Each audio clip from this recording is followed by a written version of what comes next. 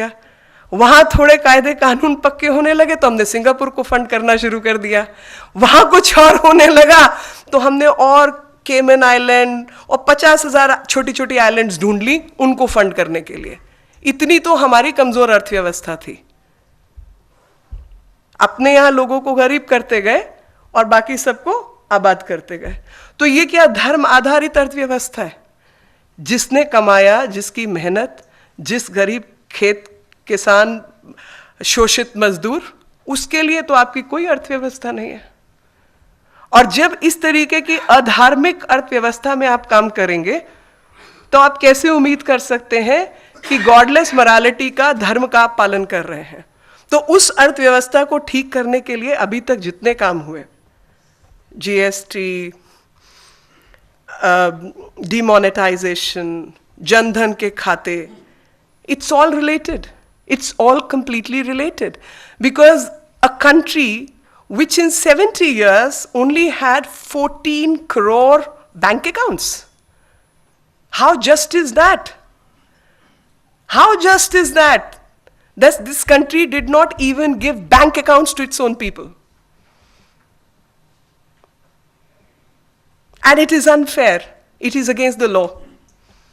And law not the present laws of economic fora which were working, but the law of God or law of morality and godless morality.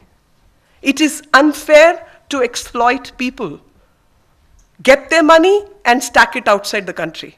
It is immoral. Who are we working for? And that's where I feel the change has happened. That's where I feel 32 crore bank accounts have been opened just in a span of 4 months. Neither have the banks changed, nor have the offices changed. Who changed? The government changed and decided to give this benefit to its own people.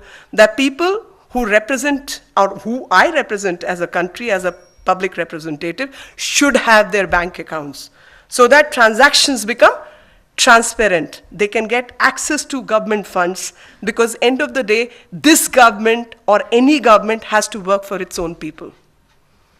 So this was about Jan Dhan accounts. Demonetization, again related to stacking of money outside the country, stacking of money in the hands of few people. विकेंद्रीयकरण, जो महेश जी ने अपनी भाषा में, अपने भाषण में हमको बताया, वही कि कुछ लोगों के हाथ में अगर सत्ता केंद्रित है, कुछ लोगों के हाथ में अगर अर्थव्यवस्था केंद्रित है, तो आप कैसे खुशहाल देश बनाएंगे? 125 करोड़ का देश है ये, और उसमें मात्र 1 या 2 करोड़ लोग, 1-2 करोड़ भी मैं ज्यादा बोल रही हूं, कुछ लाख लोग इस देश के 125 करोड़ की मेहनत को कब्जा करेंगे और आप शांति की बात करेंगे? आप बात करेंगे कि गोल 16 कैसे अचीव हो? Impossible. And that is what is integral humanism. That every part, if one part is paining, how is the body not going to react? Body has to react. Because if a toenail is hurting, the pain is here. And that pain here is getting transmitted to the whole body. I'll not be able to eat, I'll not be able to sleep, I'll not be able to focus, because a toenail is hurting. And this is not toenail, this is the whole body of 125 crore Indians who get nothing in return.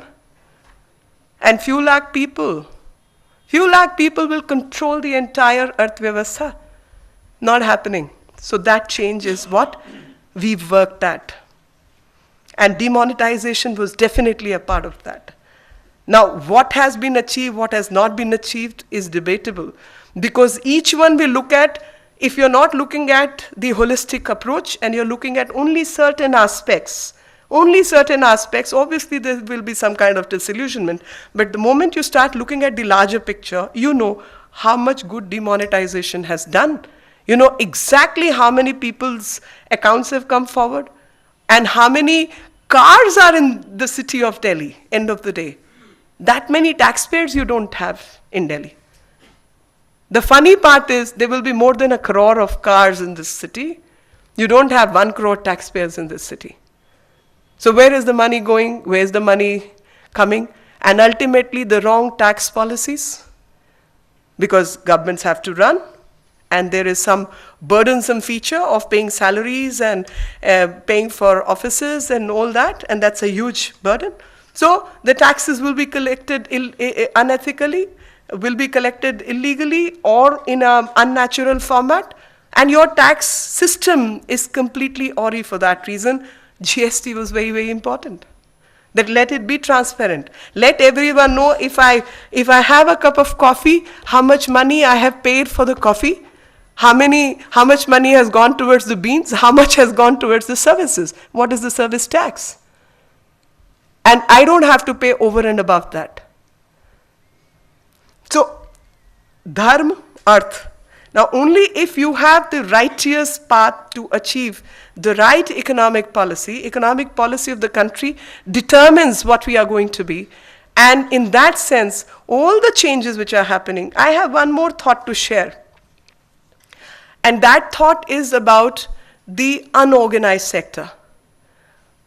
Unorganized Indian who's running a tea stall, unorganized Indian who's running a flower shop, unorganized sector which is maybe a tailor, maybe a beautician, all those sectors which do not find place in the organized economy contribute to more than 52% of GDP.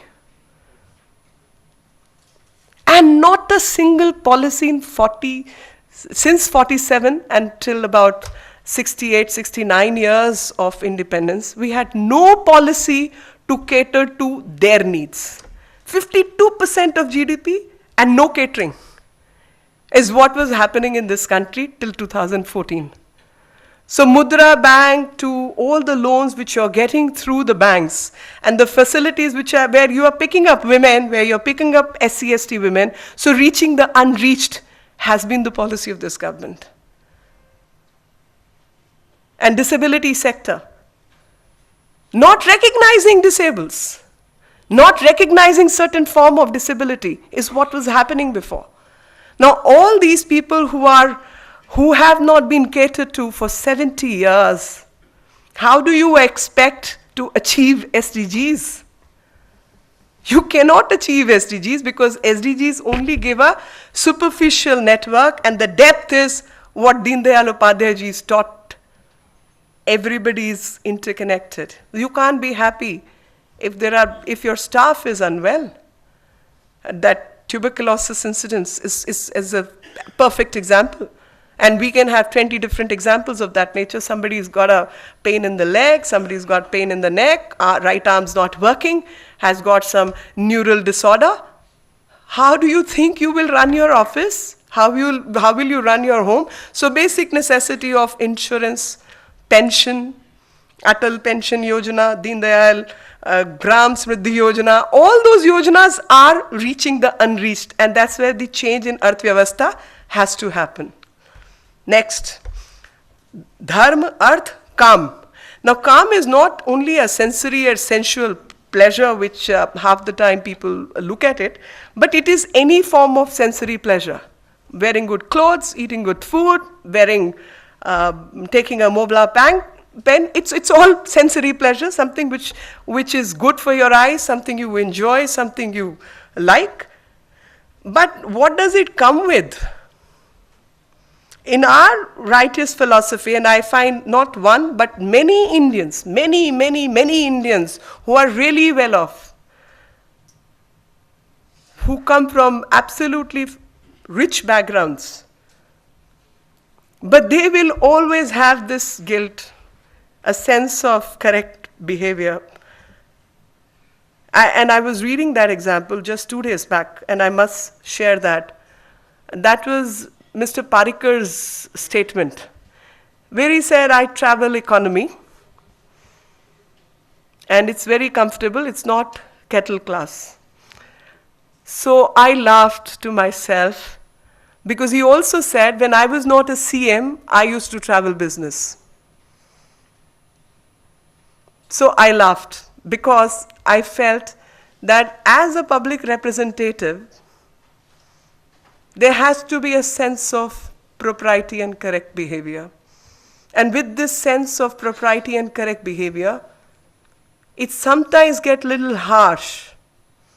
Not about your affordability, but it's about your public perception. That you indulge in certain optics. It's not about affordability. Because when you become responsible for so many people, and then when people like me are faced with that VIP culture kind of a thing, I always look at them and I say, look, what are you giving me? The salary you give me is what person like me would earn in half hour of court appearance, maybe more than that. And you give me 32 tickets. And those 32 tickets are business class tickets, but we all travel by Indigo, which does not have the distinction between, I think I'm overrunning the time, so I will cut this story short and we'll have this over a cup of tea or something. But I'll focus on the job at hand. So dharma, arth, moksha. Kam, moksha. So kam is about enjoying the good things in life. So nobody is saying you don't enjoy, but it comes with the rider, and the rider is Ken Takten Bhunjita. Not just Deen Dayal Upadhyay ji, but Deen Dayal Upadhyay ji has simplified the philosophy. Be responsible for the consumption. And that's where Mr. Parikar's statement comes into click. Be responsible when people in your constituency don't have drinking water. People you are representing, and after 70 years we are unable to give drinking water. We are unable to give housing, so Pradhan Mantri Awas Yojana. We are unable to give roads, gram, sadak, so on and so forth. Of course, Mr. Gadkari is doing a fab job of almost reaching, I mean, he's crossed 30 plus mark and he wants to make it 40 plus kilometer per day. That many kilometers is the target he's working at. So basically giving the basics to people. And moksha. So if you do the right things all your life, that's where spirituality comes in. I feel good if I've done one good job a day. I feel good if I have distributed, if I've managed to get a CSR guy to fund a camp in my area and I'm able to distribute aids and appliances to disabled and mentally challenged people. I feel good. And that is what spirituality is all about. Do the right deed. So, right deed is what takes you to moksha. You don't have to leave your job and other things and reach moksha. So, Ken Takten Bhunjita, be responsible for the consumption you do. And that's where I look at the perspective. The SDGs give us the horizontal view, and Deen Dayal Upadhyay ji's perspective on Antyodaya and integral humanism, looking after the last woman in the last road or last line, is what gives us the depth of where our philosophy should take us, and philosophy should be reflected in the actions we take, and that's how the society can change. And I just pray to God that society changes the way we all dreamt about, and the kind of revolution we brought in 2014 is one way of changing that social setup, and is the way to change that social mindset. And I just pray that happens. And we are able to achieve whatever we set ourselves for. Jai Hind, Jai Bharat.